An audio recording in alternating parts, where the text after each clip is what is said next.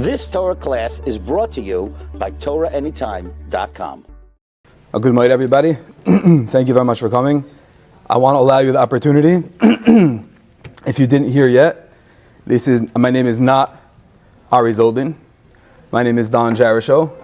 So if you haven't gotten the memo yet, that this is not going to be about marketing, finance, stock market. So I give you the opportunity.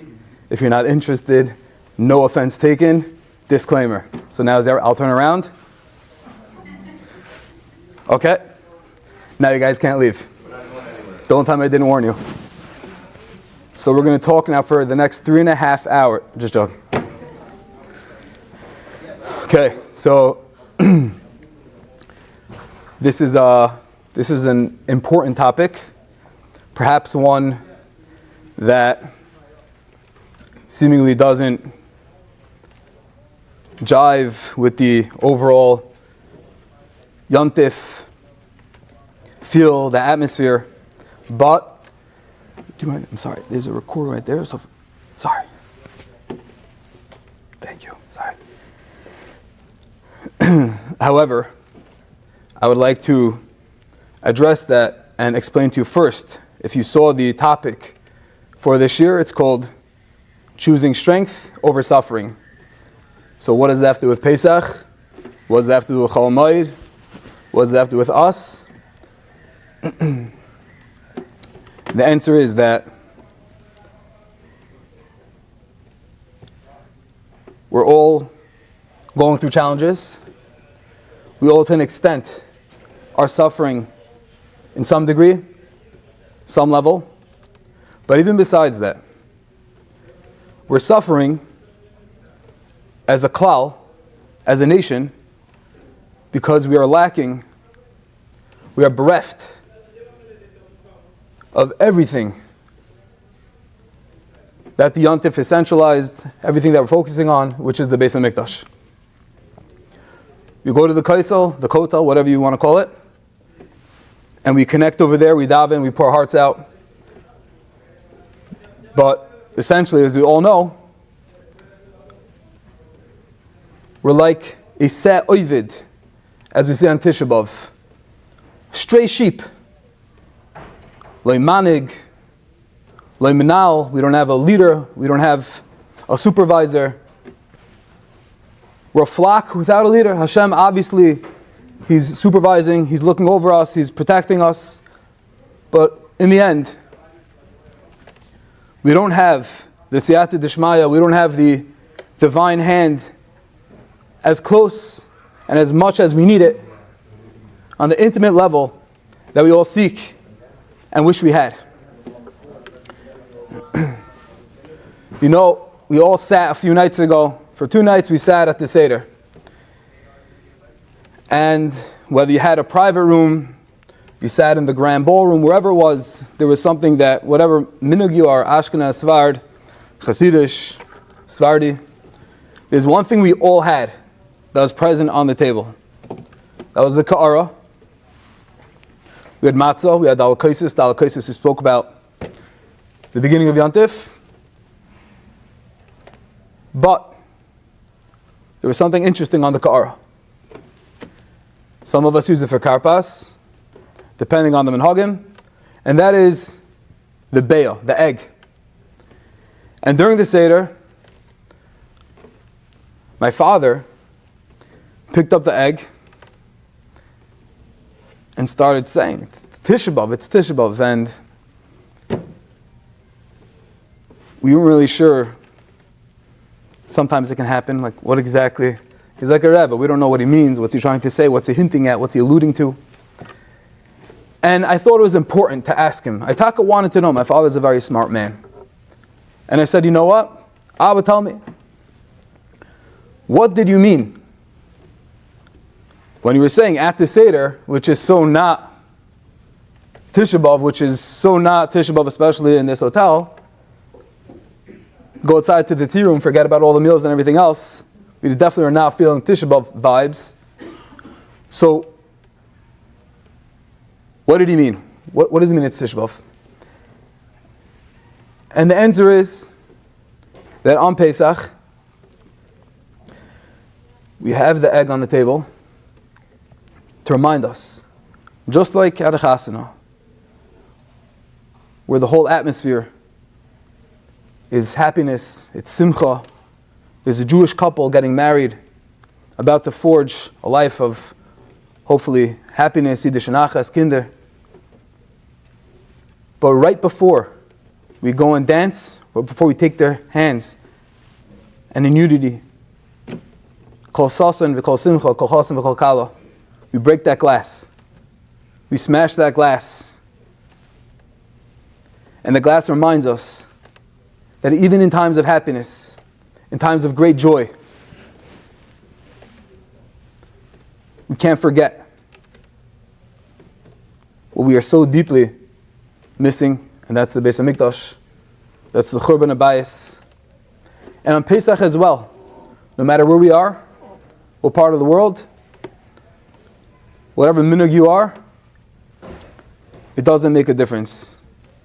We all take the egg, we put it on the ka'ara, and that again reminds us that there was once a time where Klal Yisrael, they bought the karbanos, they bought the chagiga, and we put it on the centerpiece, on the car of our table,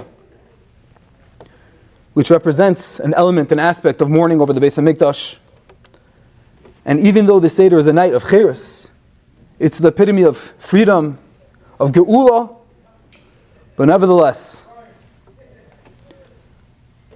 we have to be reminded that we're still in Galus. And that the most important piece of the puzzle is missing. The Karbanos, the Kohen Gadol, the Urim V'Tumim, the Beis HaMikdash, it's all conceptual to us, and hopefully it'll be real very soon. And Hashem wants us every year, whether it's Chasanas, whether it's Pesach, or other Yom Tovim, again and again. Don't forget where you really belong. Don't ever forget who you are, your true identity, and how much things would be different if we were in the presence of the Shekhinah.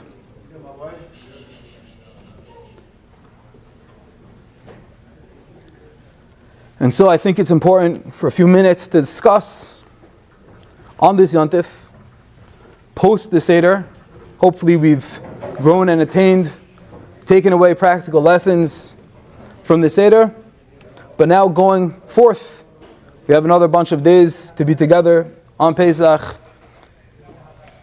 this Moyed. But let's just talk about this Inyan. There's Simcha, and there's Tsar. There's happiness, and there's pain. And what do we do? Do we fall apart? Do we crumble? Do we become despondent and miyuyish? Or does Hashem want something else from us? Does Hashem want us to look at the pain and realize that it was given to us from Hashem? That no struggle is too great if we were chosen to encounter whatever that struggle, whatever that pain, that challenge, that nisayon may be. If Hashem loves us, each and every one of us, like a Ben Yachid, a Shimshon Pincus, he talks about this so much in his Svarim, how each and every Yid, we're not just part of the masses, another Reuven, another Leah. Each one of us is a Ben Yachid, is a Bas Yechida. He gives a mashal. He says, imagine you go into to Mr. Klein, who's sitting Shiva over his son Reuven. And you go into the Shiva house, and we all have felt this before. What are the words I'm going to say? How can I console him? Which, by the way, the best way to do it is to just shut your mouth. Go in, some body expression, mumble something, but more than that, rule of thumb is just to be quiet. Seg l'chochma shtika. Going back to the mashal, imagine you go to Mr. Klein and you say, I'm so sorry, you lost your Reuven. It must be so painful. What an atrocity. I can't imagine the pain you're going through. But don't worry, Mr. Klein. Because look at these pictures on your wall of your beautiful family. Look at your einiklach. You have another 12 kids. So it's not so bad. What a tippish.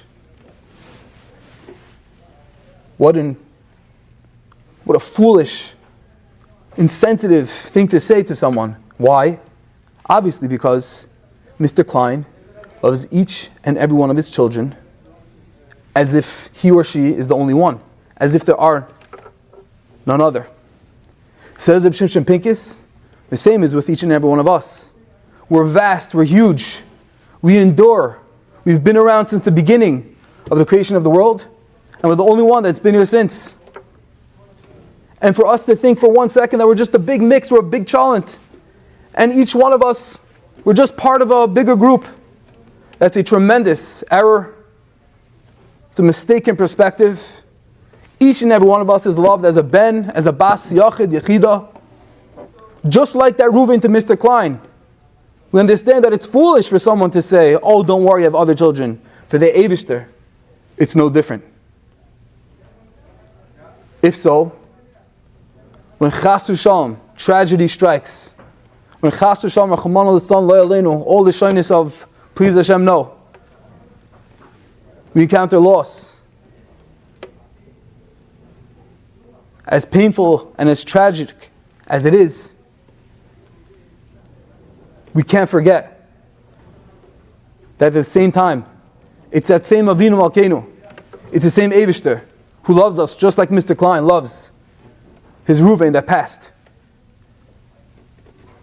So obviously, if Hashem decided this is what we need to encounter, this is the nisayon we have to go through, it must be there's a tremendous amount of love, there's a tremendous amount of cheshbon, of calculation that went into it. Because Hashem loves us, each and every one of us, not just as a whole, not just in the greater picture of things, but as yechidim, as individual daughters and sons, children of the King. So having established this perspective, how do we go about? What is the Torah's perspective when Rachmana litzlan, we encounter tragedy, we encounter suffering? There's a story with the Kloisenberger Rav that after the atrocities, the unimaginable pain and terror and loss, he had 11 or 12 children and his wife all wiped away, all killed in front of his face. And here was a little man standing post the Holocaust, and he was ready to move on. He was ready to rebuild. And the Hasidim came over to him and they said, Rebbe, we don't understand, how's it possible? You're just going to go and move to New York and rebuild? And he said, a Yid is loved by the Eibishter. As individuals, I know Hashem loves me more than anything. And right now I know, with utmost clarity and certainty, that if this is what Hashem decided, if this is what Hashem had orchestrated, Hashem doesn't want me to live in the past, to turn to despondency and crumble and fall apart. Hashem wants me to move forward and to rebuild and to become the greatest person I can become. And as painful as it was for him, obviously, he was a father of 12 children, wiped away, and his wife. But he possessed this clarity that it's all the Eibishter, it's all Hashem, and if this is what Hashem decided, this is what He's going to do. So how do we do that? How do we get there?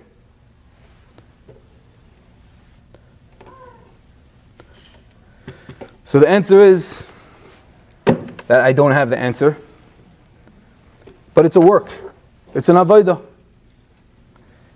We all have to work on our amunah, on our bitachon, and this is the avodah of Pesach, of course, amunah and bitachon.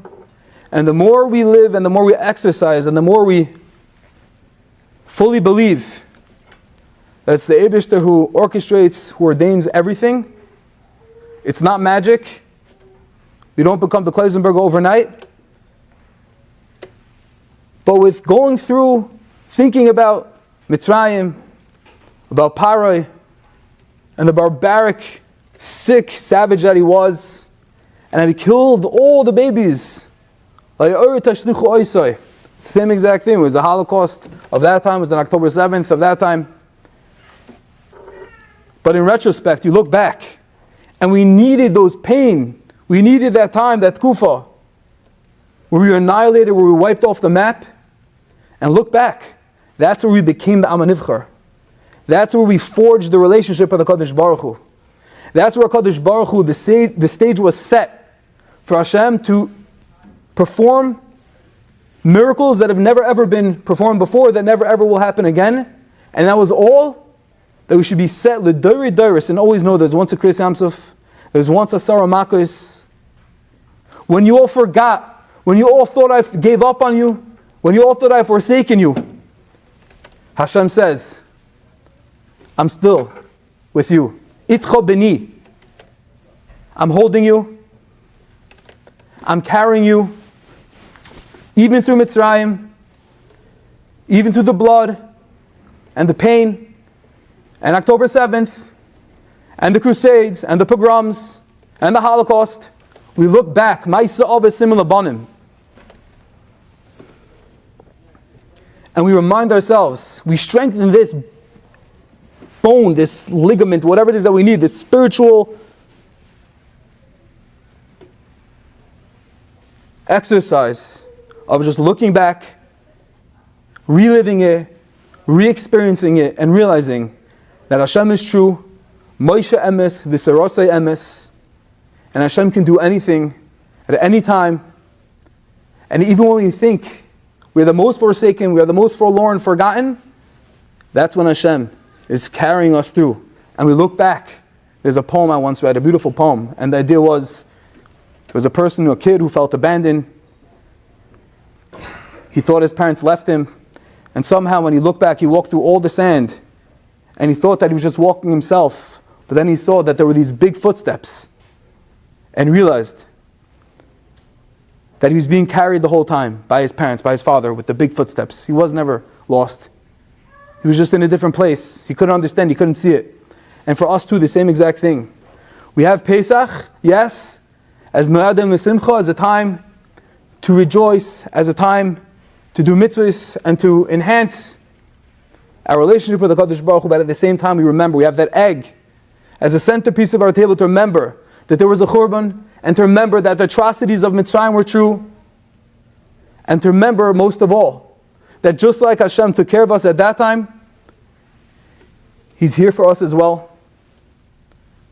to carry us through the challenges that we're going through as well. And He's not just conceptual, He's not abstract, but He's the most connected, most caring, Avarachamon, Chanun V'rachum, loving and caring for all of our goodness, all of our success, all of our happiness. And when these things, these challenges, whatever it is that come our way, we look back and we say, yes, we know this has happened before. Yes, we know it's not enjoyable. But we know that it's Hashem who loves us more than anything, like a Ben Yachid, like a Bas Yachid. And somehow or another, it's for our best. Somehow or another, we're going to work on our Emunah and Bitachon. And somehow we're going to make the best out of whatever the situation may be. Which brings us to something very special, something that maybe I told some of you before. The story of my brother and my chavrusa.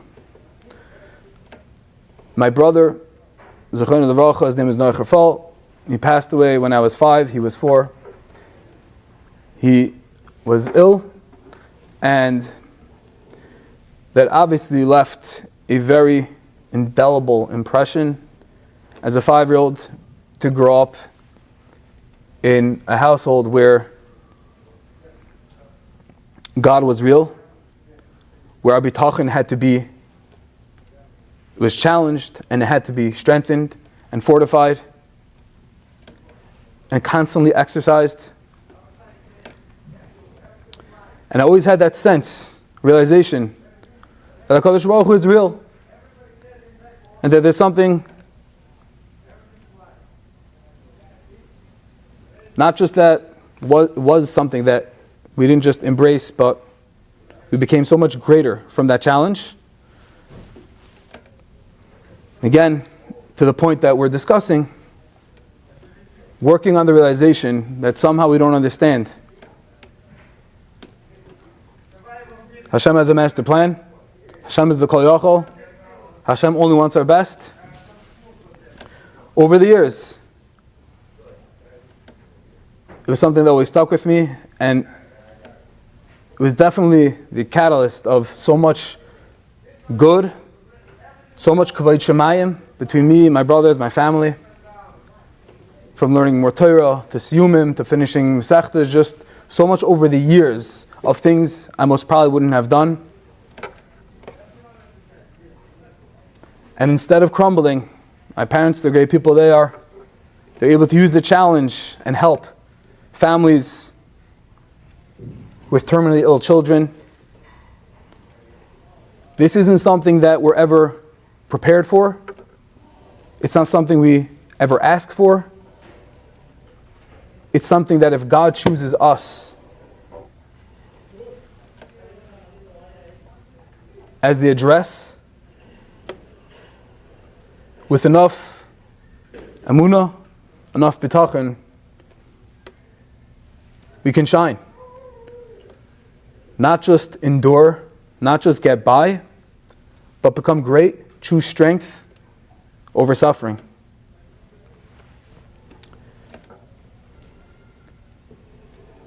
It's kind of like a zayis, an olive, is a big factor in Yiddishkeit. There's Chanukah and there's Shabbos. It's a lot of Torah on Shem and Zayis. But if you think of an olive, you crush the olive, but what emerges is Shem and Zayis. Shem and Zayis Zach, the things that we can do with it, the next step, the future. We can either get crushed, or we can extract greatness.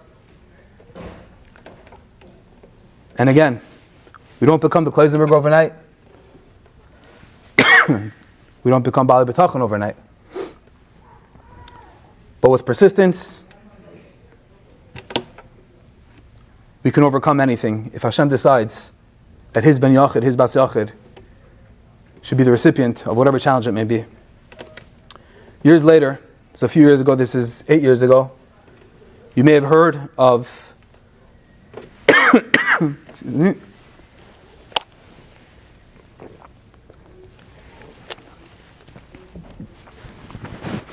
There was a horrific tragedy 7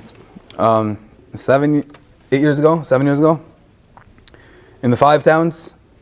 A young chassan and a kala, Yisrael Levin and Elisheva Kaplan, their yahrzeit is coming up tomorrow night. And not getting into all the details of the story,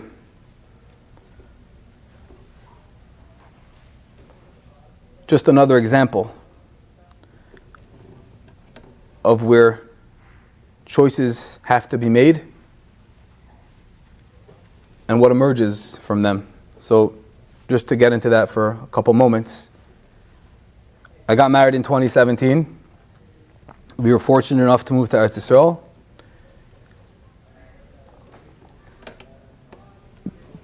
I'll never understand. I'll never comprehend. I'll know, hopefully when Mashiach comes, why or how I was zeichet to learn with this special Bachar, Yisrael Levin. It really makes no sense. I was his last chavrusa before the tragedy happened. And not only I learned with him, we learned for almost a year, but I just remember so clearly, I was a newly married younger man, we moved to Ramat Eshkol, I went back to the Mir, And I really had plans. I wanted to learn myself second Seder. I wanted to just chazer. I wanted to learn my own thing. And the Shalom Eshiv, Reb Shmuley Friedman, he came over to me in the beginning of this man and he said, look, newly married, you need the achrayis of learning with someone else, a chavrusa. I said, listen, like I've been in this position before. I like learning myself. I have a schedule. I have goals. I have things I want to accomplish. So he left me for a day, and then the next day come back and say, listen, we got to get you a chavrusa. It's very important. I have a lot of movement over here, a lot of things taken care of. Please consider taking chavrusa. I shut him down again. It was literally a week into this man, and he said, I'm coming to you the last time, and let me tell you like this. I'm not asking you. He said, I'm telling you that you have to learn with a chavrusa. I said, okay, I'm not, it's your chabura. I'm not going to fight with you. I'm not going to make a scene in the Beis Medrash. So if you're really not giving me an option, and I see you're very adamant about it, let's try it out. And I kid you not, it was Yisrael Levin who was proposed. We sat down.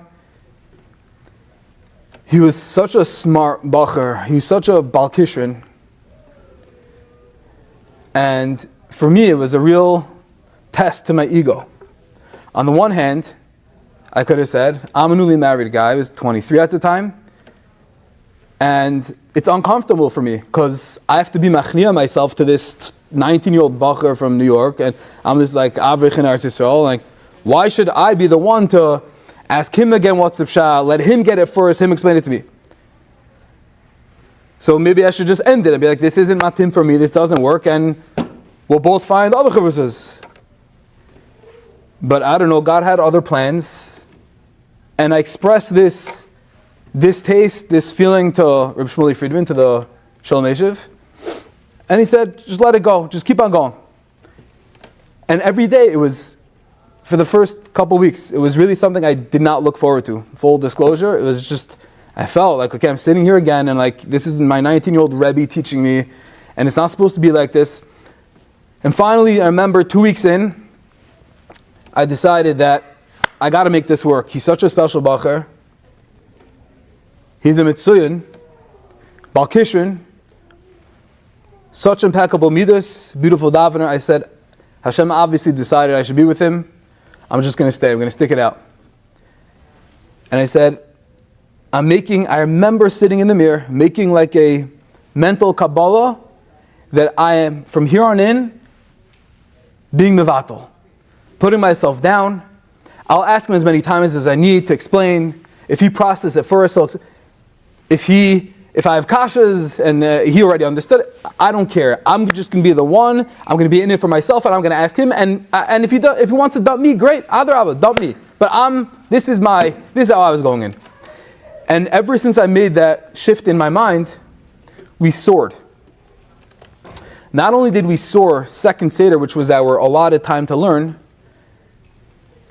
our chavrusa shaft, our Torah, became so intense that it was no longer just second Seder, but as my wife can testify, Yisrael would bike to Ramat Eshkol, where I lived, every single morning, every single night. And for those of you who are familiar with what Maseches Yevamos is, we finished about 4/5 of a Masechta, about 80-90 blot in those 6 months. It was an Ibiyar. Is what we pounded. We pounded. We finished an incredible amount of Gemara. We chazed it. We had a klar. He came over on Tanesim. He came over on Shabbos, Shal Shodis. He was always Chani, right? He was like a Ben Bayis in our house. And it was a really, really special relationship.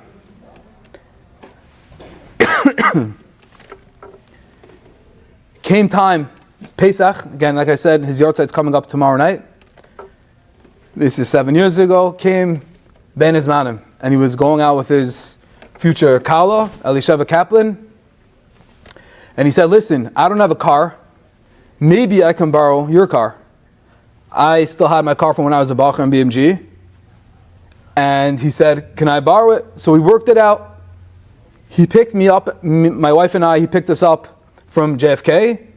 We were going back to my in-laws, Minneapolis, the whole Torah. Point was, We dropped off the car, left it for him in JFK Airport. I saw him, I got a glimpse of him. He took my car and said goodbye, have a good yontif. Great. Pesach came, and Motzei, first days, he got engaged. Beautiful, mazel tov. So exciting.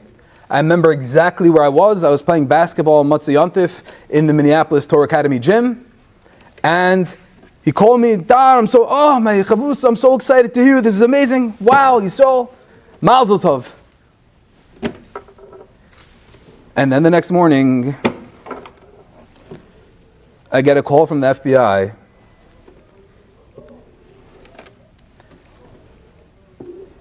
His brother-in-law, AJ Kaplan, gets on the phone. And that morning I sensed there was something not okay, something out of whack. And he said, hi Don, good morning, is everything okay? Great. What are the license plate numbers of your car? HM72577. I knew it well. He said, okay, thank you. And he hung up. Now, behind the scenes, there was a lot of news. There was a lot of buzz that morning. I was in Minneapolis. I wasn't anywhere near the scene. I was by my in-laws. But it was already like the beginning of like the Kol HaOlam era. And there was videos going around, CNBC, NBC News, ABC. And they were all talking that there was this boy and a girl that just got engaged, and it hit headlines. And they were all tumulting, like a boy and a girl, like how many freshly engaged boys? I just remember that sense of going into complete denial. I became like a complete shell. I didn't want to hear of anything. I didn't want to hear what it may have been, even though it was quite obvious. And it was many hours, felt like days to me. And I just saw everyone huddling over the phone. It was my in-laws and all my nieces and nephews. And there was this obviously very uneasy, very uncomfortable feeling where like I knew there was something wrong, and I was just in complete shell shock, complete denial. My neighbor across the street, Tovia Grandma, he was on the search and rescue team, and he called me. And he started asking me questions, and then I knew this was heading south and trying to identify. And I said, like, Tovia, like, it's not Yisrael, right? And he said, we can only hope for the best.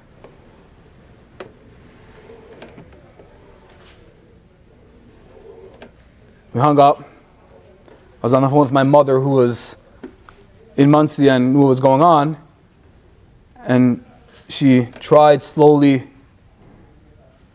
easing me into the idea of what might be going on. And I remember so clearly, my mother called me when I was in my in-laws' house. And just before, I heard a shir from Moshe Weinberger. And Moshe Weinberger of the 5 towns of Ish Kodesh, he said, whenever you think a tragedy is coming, whenever you think something not good, get that pit in your stomach, go drink a l'chaim. Drink a l'chaim, tell the Eibush that you're full b'tachon, that it's all going to be good, it's all going to be all right. And have a l'chaim to that, and fully believe the Eibush can do anything. And I vividly remember, I got into my mother-in-law's car, pulled out, I went to the koil, down the street. I went upstairs in the koil, I took out a l'chaim, and I said, Hashem, I have no idea what's going on.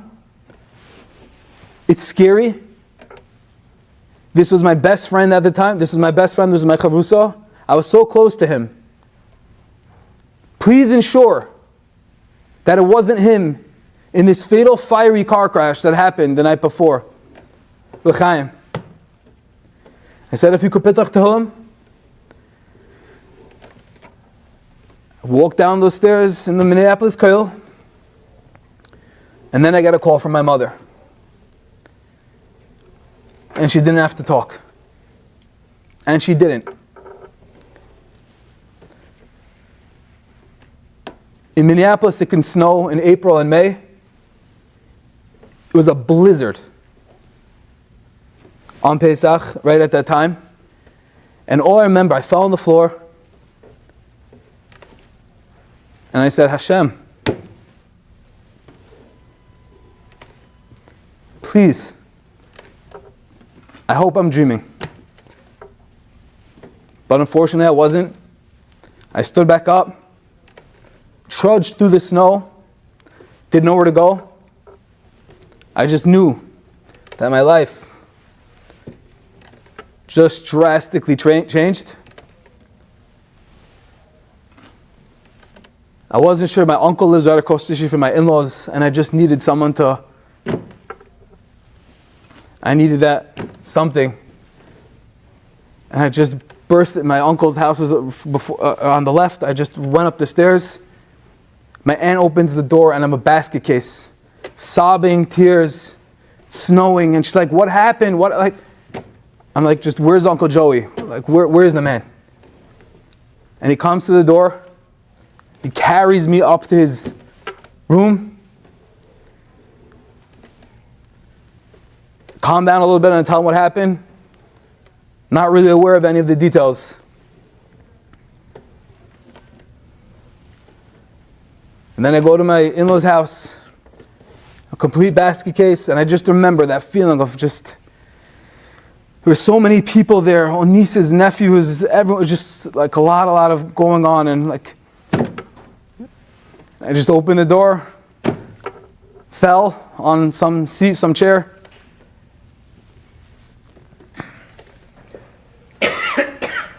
And unfortunately, I realized that reality has set in. And I lost my best friend, my chavusa, in that fiery car crash.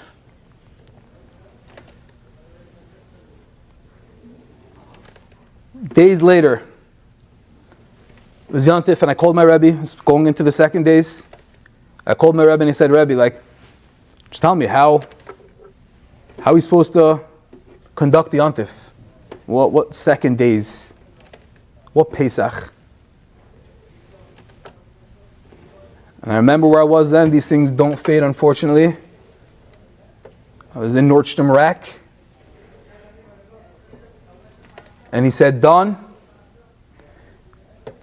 and these are words I'll never forget, you can't make the klezmer grow overnight. But when you hear it at the right times, it has an impression. And he said, Yontif kommt, mir darf gehen weiter. He said, Yontif is coming, and you have to move on. Maminim b'nei maminim.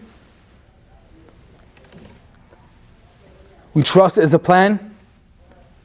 We trust that somehow there's a loving, caring, infinite, kind God behind all of this, and this obviously isn't an account of the family. It's just a friend, the chavusa, the pain for the Levins and the Kaplans. Midafke weiter. We have to be misameach. L'chol zman v'eis. There's a time and place for everything. And so we did our best, not forgetting it, but just taking in. Now is Yontif. And I'll never forget this. Days after Yontif, my wife, Baruch Hashem, had a baby, my first son. Way after the bris, probably a week and a half, 2 weeks later. We stayed by my in-laws a little bit. My father-in-law came over to me in shul. He said, Don, he said, did you sleep last night? So it was already 2 weeks later.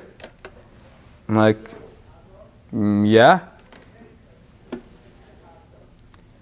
He said, I didn't.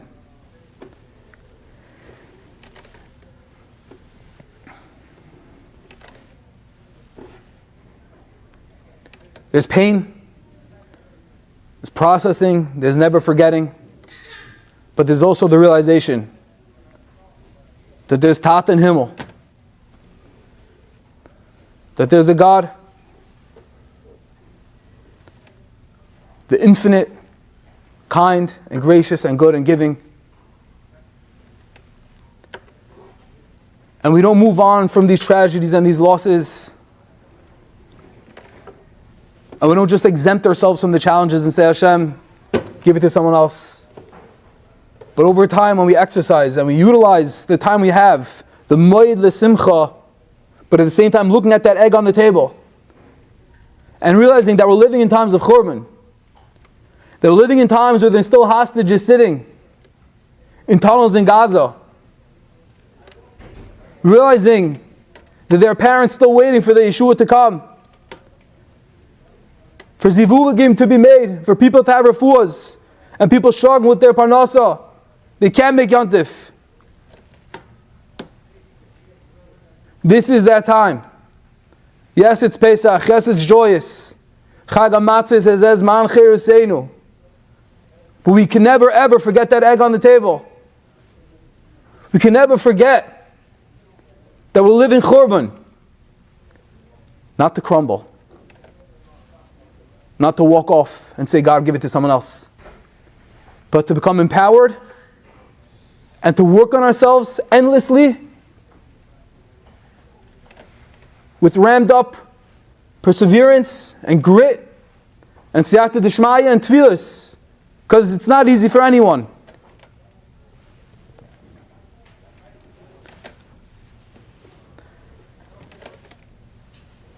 And with those tefillas, may Hashem bring geula. Me personally, as you may have seen over Yontif, there were these white Haggadahs in the welcome package.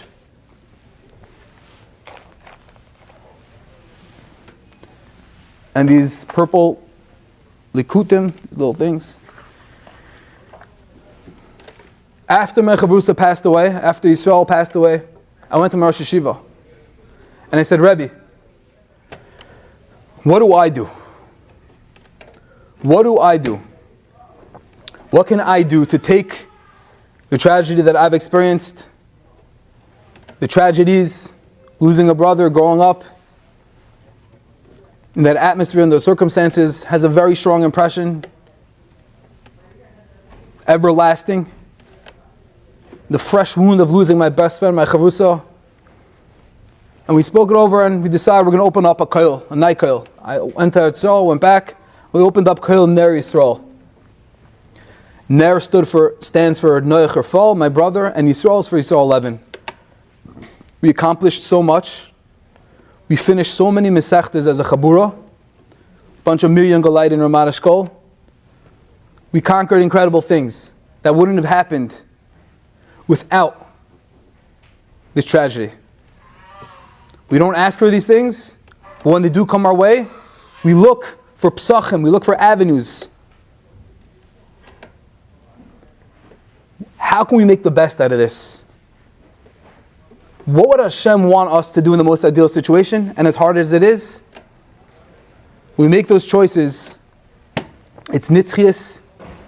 It's making Hashem proud. Kirvas alakim litoiv. Unanimous goal of all of us living in this world.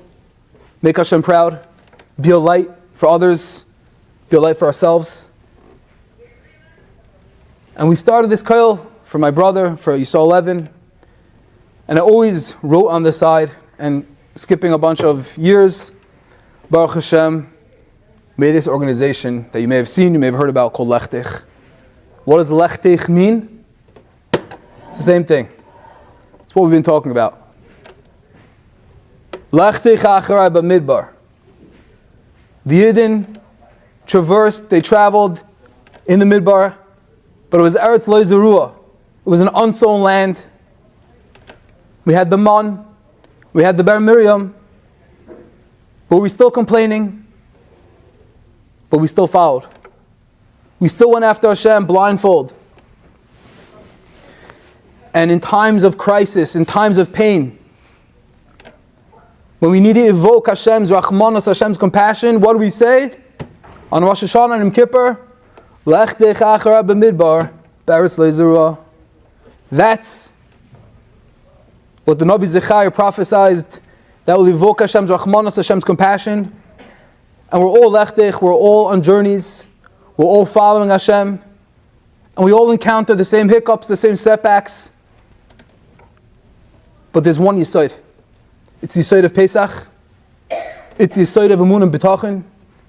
It's the Yesod that we're the Amma Nivchar, that Hashem chose us, not just as a klal, not just as a kehillah, as Yechidim, as a Ben and Bas Melech. We're loyal, we're regal. We're chosen by the divine, each and every one of us, all our neshamas. And this organization, Lechtich, what do? Put out Torah to perpetuate the neshamas, these heilige, young, tender neshamas.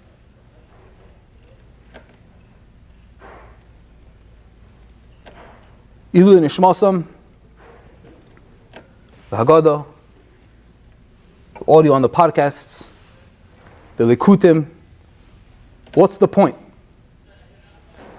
The point is realizing that we have to move forward. It's painful, it's hard, and we never forget. But we use the situation, won't call it a challenge, we use the circumstances that Hashem gave us to empower us, to empower others, and to enable those neshamas, or whatever it is that we're looking for, to soar, to shine, to be a Melitz Yosher, to talk to Hashem on our behalf. What a concept. Everything is a gift somehow. And the message of Pesach, we look back in retrospect. Big concept. We look back l'mafreya, retroactively. And we see how the golus, the servitude, the shibud in Mitzrayim, it was a disaster. It was atrocious. It was the darkest time. But from there, that was the inception of Klal Yisrael. That's where Hashem said, from here you're going to be the Amma Nivchar. I'm going to take you from the lowest point, and you're going to be mine. Lila Am. And going back to what we discussed, choosing strength over struggle, we look at that egg on the Seder table on the Kara. We look at all those eggs in our lives, in the times of happiness, and always have to remind ourselves that as happy and as joyous as the times are, and they should always be. But never forget the Eibishter. Never forget Melech Malchei Amlachim, King of Kings. He's always waiting, He's always listening, heeding to our voice, to our pleas, our cries. And most importantly, He never forsakes us. He never says, have a good day. He takes care of us with the Nisim. You look at the Nisim of the Geula par excellence. Each one was lifting the Mishur Sadin, way beyond the letter of the law. That's the way Hashem operates. And dafka during these times, when it's happy, when it's joyous, we're in this amazing place together. Yes, it's happy, and we're going to go back and do whatever we're doing. But it's also a time to realize Korban, and not just for the sake of Korban, but how to make the best of it, how to approach the challenge, how to make the best of it, and how to reach the best within each of ourselves, and to bring Kvod Shemayim, and to bring Geula La'olam. Yiratzah milifnei Avinu Shabashamayim. May Hashem Taka see our collective efforts with whatever challenge we may be suffering. This Baruch Hashem, nice audience over here, and we're all going through different things. Use it as a vehicle, as a vessel, not just to say there's a God. Yeah, it's okay. To become greater, to do more, to do better, and to reach greatness and shine in the greatest way we possibly can. And in that zchus, may Hashem bring the Geula Sida, the long-awaited Mashiach, Tzidkenu b'mehera v'minu. Amen. Chakash v'samech. Agut freilich moed. You've just experienced another Torah class brought to you by TorahAnytime.com.